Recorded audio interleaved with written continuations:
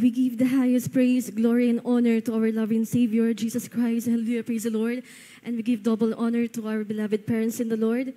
We remember and cherish the blessed preachings and teachings of our dear, beloved Honorable Pastor, Wildy Almeda, and to our beloved Assistant Pastor, Lina C. Almeda.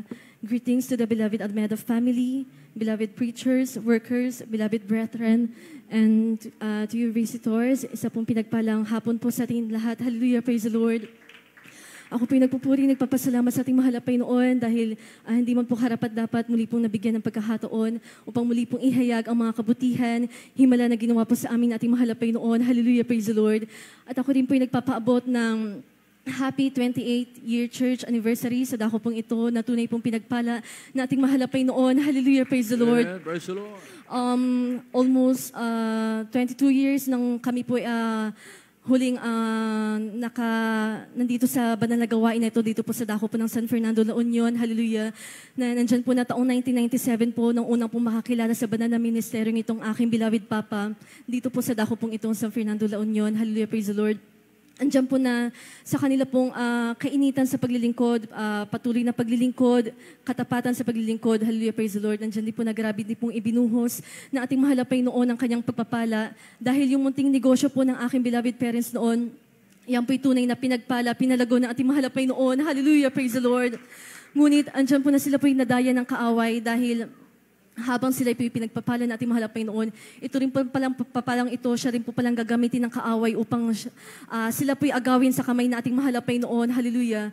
Andiyan po na habang pinagpapala po aking beloved parents noon, di po nila namamalayan na unti-unti na po palang silang nakatuon sa kanilang negosyo hanggang sa nagkaroon po ng iba't ibang pwesto po dito po sa dako po ng La Union, ang negosyo po ng aking beloved parents noon. Andiyan po na hindi na rin po nila naharap na dumalo po sa ating banal na gawain hanggang sa tuluyan na po na kami po'y nawalay na po sa paglilingkod. Hallelujah. Although nakakamtan po namin yung mga material na pagpapala, ngunit naging kapalit naman po noon, nawalan po kami ng kapayapaan sa puso't isipan. Andiyan po na talagang di po biro ang mahulog sa kamay na ating mahal na Panginoon. Andiyan po na kami po'y muling nakiayon sa mga gawaing makasanlibutan. Totally na kami po'y nawalan ng kabanalan. Hallelujah. Hanggang sa sila po'y pinalalahanan na po ng ating mahal na Panginoon. Na yun dati po namin mga tinatangkilik, mga pinagpala, lumagong negosyo. Ayan po'y unti-unti po na bumagsak po ang negosyo ng aking beloved parents noon. Hanggang sa nagkaroon po sila ng mga pagkakautang. Na nung time po na yun, umabot na po ng halos kalahating milyon na talagang hindi po nila malaman kung paano po mababayaran ng kanilang pagkakautang dahil nilapitan na po nila halos lahat, mga kamag-anak nila, kaibigan nila, ngunit bigo po sila, hallelujah. Hanggang sa kami pinadako na po napadpad na po sa dako po ng Pangasinan. Andiyan po na talagang hopeless na po ang aking beloved parents noon. Talagang hindi po nila malaman kung paano po babangon muli, magsisimulang muli. Andiyan na naisipan na po ng aking beloved Papa na habang siya'y po'y nasa kalsada daw po nun, magpakamatay na lamang po, magpasagasa sa mga sasakyan upang matakasan lamang po yung matinding problemang yan. Ngunit salamat sa ating mahal na Panginoon dahil hindi po yan pinahintulutan na ating mahal na Panginoon. Hallelujah, praise the Lord. Yeah, praise the Lord. Nandiyan po na muli po niyang naalala na meron po tayong totoong Diyos na buhay na handa pong tumulong sa atin. Hallelujah, praise the Lord. At doon po, muli po siya nagsumamo sa ating mahal na Panginoon. Muli po niyang isinuka ang kanyang buhay, ang kanyang pasanin sa ating mahal na Panginoon. At doon po, sa unat dala yung pagluhod na ating beloved pastor, agaran na andyan ang katugunan, kalutasan sa problemang yan. Hallelujah, praise the Lord. Dahil mayroon pong ginamit ang ating mahal na Panginoon na hindi po namin kakilala, hindi po namin kaano-ano na lumapit po sa aking beloved mama na nag-alok po ng work abroad.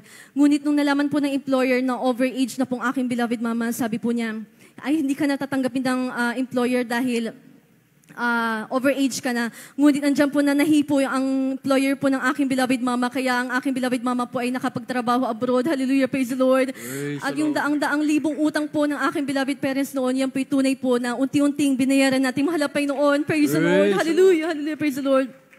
At higit po namin pinapasalamatan sa ating mahal na Panginoon, bagamat andyan na hindi na po kami karapat-dapat, napakatagal namin na nawalay sa paglilingkod, napakatagal namin nagmatigas sa ating mahal na Panginoon.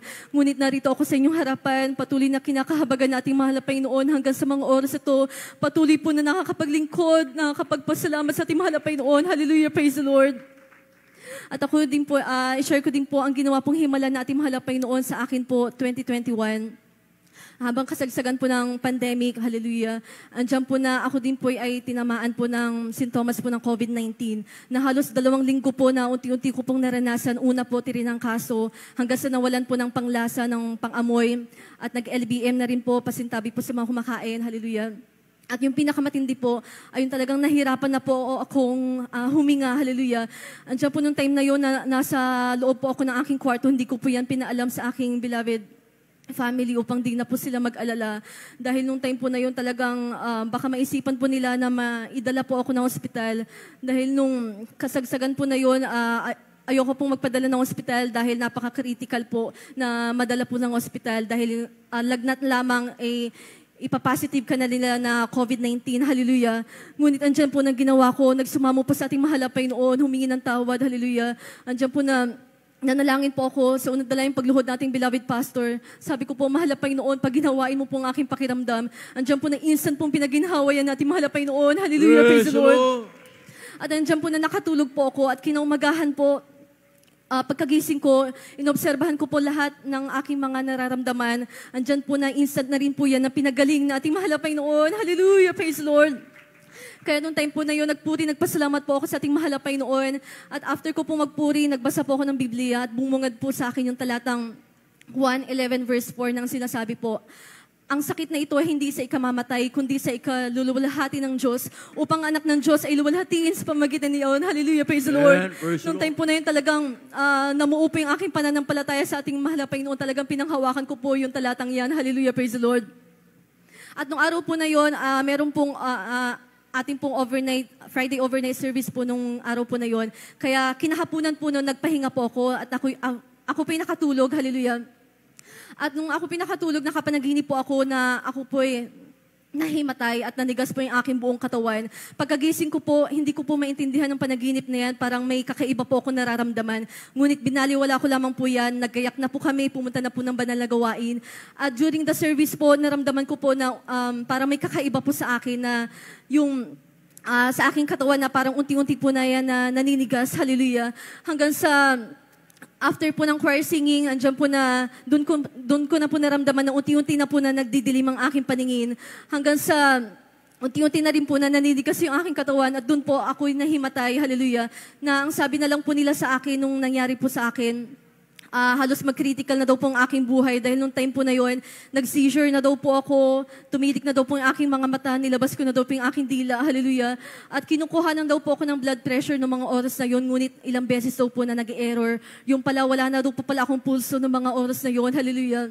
Ngunit ang ginawa po ng mga kapwa ko po, mga awit, mga beloved, manggagawa po nung time po na yon, andiyan po na nagpuri, na nalangin sa ating mahal na Panginoon. At pagkalayhans po sa akin sa unat dalayang pagluhod nating beloved pastor, andiyan po na unti-unti po akong pinakalman nating mahal na Panginoon. Hallelujah, praise the Lord. At muli po na numbalik yung aking pulso. Hallelujah, praise the Lord. At ngunit, andyan po na sa nangyaring yon, wala pa rin po akong malay. Andyan po na hanggang sa natapos po yung banal na gawain, nagpahinga na po lahat. Ganun pa rin po ang aking kalagayan. Kinaumagahan na po ng Sabado, talagang hindi pa rin daw po ako halos magising, hindi po halos makagalaw. Hallelujah. At doon po, halos buong araw po na yon, talagang ako rin nakaratay lamang po sa aking higaan. Hindi po makagalaw, hindi po makausap, talagang naninigas po yung aking buong katawan. Hanggang sa nalaman na po ng aking beloved mamang nangyari po sa akin, ang sabi po niya, ganyang kalagayan ng anak mo, hindi padali ng ospital yan. Sabi po niya sa aking beloved papa, talagang grabe ang galit niya. Dahil yung aking beloved mama nasa daw po ng Saudi, talagang bilang isang ina, lalo na't malayo kasi yung anak, talagang grabe ang yung pag-aalala. Ngunit andyan po na, para po sa kaayusang lahat, andyan po na pumayag na po ang aking beloved papa na dalhin po ako ng ospital. At bago po yun, nanalangin daw po muna lahat, mga beloved, kapwa ko po, mga awit beloved, manggagawa po sa dako pong yun. Hallelujah, praise the Lord. At pagka banggit po na ating beloved preacher sa dako po na yun, na sa unang dalaing pagluhod na ating beloved pastor, sa mga oras na yun, magpakitang himala nating mahal na Panginoon. Hallelujah. Andiyan po na, after daw po nilang manalangin, sabi po nila sa akin, grabe daw po yung pagbuhos na banal na presensya nating mahal na Panginoon. Hallelujah. Praise the Lord. At doon po, habang kami po on the way po ng hospital, muli nasaksihan po nila na ako pinawalan po ng pulso. Hanggang sa makarating na po kami ng hospital, doon po nakita na po ng doktor na ang nangyari po sa akin na ako po yung nagkaroon ng severe low blood sugar na ang sabi po, kapag hindi po ito maagapan, kapag naging critical ang blood sugar mo, bumaba, talagang ang mangyayari sa'yo, magsi-seizure ka, magiging unconscious, at ang pinakamatindi, papunta sa kamatayan. At ang sabi po ng doktor, yung sakit na yon walang kagamutan. Kaya, kung talagang mag-critical yung blood sugar mo, talagang wala rin po silang magagawa. Andiyan po na talagang, sabi po ng doktor, subukan daw po na ako'y painumin ng Coke. Baka sakaling tumaas po yung aking blood sugar, bumalik po sa normal ang aking blood sugar. Ngunit andyan po na habang nag-aantay po na may ipainom po sa akin, andyan po na sa isip ko, sa kabila po ng aking kalagayan na yan, andyan po na nananalangin po ako sa ating mahal na Panginoon. Talagang ibinigay ko po yung 100% pananampalataya ko sa ating mahal na Panginoon, na tanging siya lamang po magpapagaling sa akin. Hallelujah, praise the Lord. Praise the Lord. Na nandyan po na hindi po ako binigo natin mahal na Panginoon. Hallelujah, praise the Lord. Dahil yung dati ko pong hindi maigalaw na katawan, naninigas sa buong katawan, yan po yung unti-unting pinagalaw natin mahal na Panginoon. Hallelujah, praise the Lord. Kaya nung nakita na po ng doktor na nagkaroon na po ako ng malay, okay na po ako, na halos wala daw pong nangyari. Andiyan po na, pumayag na po yung doktor na ilabas na po ako, hindi na po natuloy na ako i-admit ng hospital. At bumalik na po kami ng pastoral house, at doon po nagpahinga na po kaming lahat. At pagkagising ko po ng madaling araw, kinalingguhan na po yun, naabutan ko po na nagpupuri po mga beloved, mga awit, mga beloved workers po ng mga oras na yun. At doon po agaran naramdaman ko po yung banal na presensya natin mahal na Panginoon. Hallelujah, praise the Lord.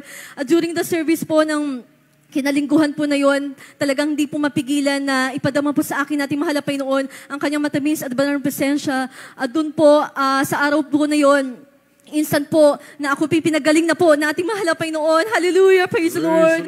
Na kung iisipin po na from critical stage na talagang halos nasa bingit na po ng kamatayan ng aking buhay.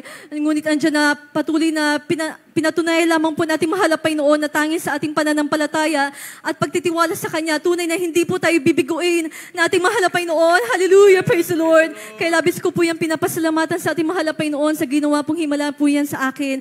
At na ako din po yung nagpapasalamat sa ating mahal na Panginoon sa lahat po ng mga pagpapalang material, financial, lalo't higit ng pagpapalang spiritual. Kaya hanggang dito na lamang po ang lahat ng kapurihan, pagdadakila ay para lamang po sa ating pinakamamahal na Panginoon po lamang.